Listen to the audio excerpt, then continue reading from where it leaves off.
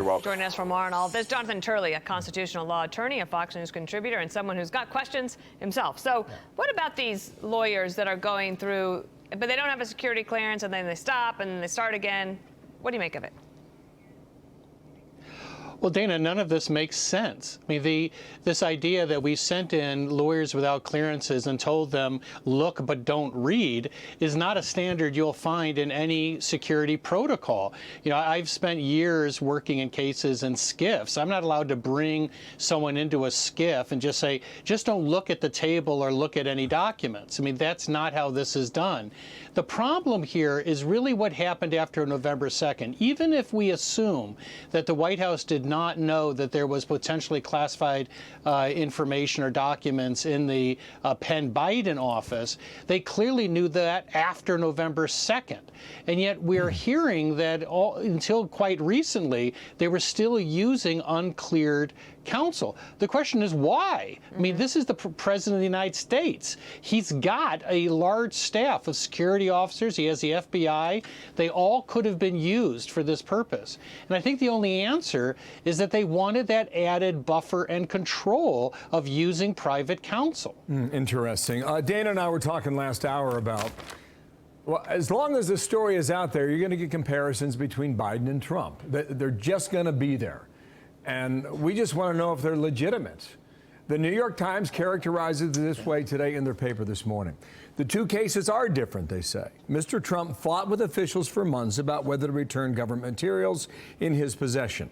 In Mr. Biden's case, his aides and lawyers returned the documents and contacted authorities swiftly after discovering them on their own. It continues, but let me just stop right there in a simple question. Is that true? Well, it's technically true that no two crimes are identical. You can have two bank robberies that were carried out in different ways. You can have one that had added crimes. That doesn't mean that the underlying offense is different. But more importantly, we don't know how different they're going to be because we're not getting any information. You know, for example, let's say that the president did work off these documents. That would mean that these statements given after November 2nd were false, that this wasn't inadvertent. Remember, we're looking at not just what the president knew or intended when these documents were removed in 2017. We're also looking for knowledge that these documents existed through that 6-year period. If the president worked off or looked at classified material, he clearly had knowledge. It wasn't inadvertent that they were in these locations. We just don't know that. Okay, all right. So to answer the New York Times article, it might be the same. Okay, so it might be. So it continues now, and we're just trying to figure this out on our own, and we're using your big legal mind to help us through it, okay?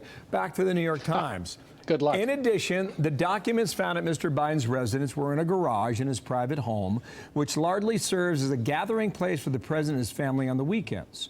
By contrast, Mr. Trump's Florida estate, known as Mar-a-Lago, is a private club that regularly hosts large parties and events, often close to where the classified documents were found. Okay, again, I mean, is that true? Trump says they told us to put a padlock on them, we did that, et cetera. Go ahead and answer that from a legal perspective then. No, that's when I reached that point, that's when I got off this train. I mean, this was going nowhere. I mean, the problem is that the Mar-a-Lago documents were held in a storage room that the FBI stipulated additional security for.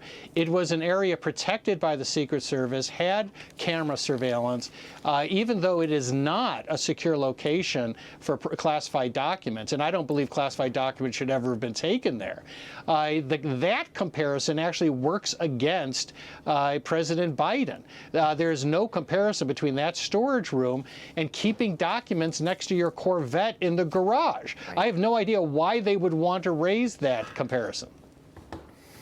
Well, it's been raised. It is now raised. We will continue to be in touch with you as this story certainly has got a lot of threads that can be pulled. Thank you so much. Thank you, Professor. Nice to see you. Jonathan Turley, thanks. Thank you, Bill. Thank you, Dana.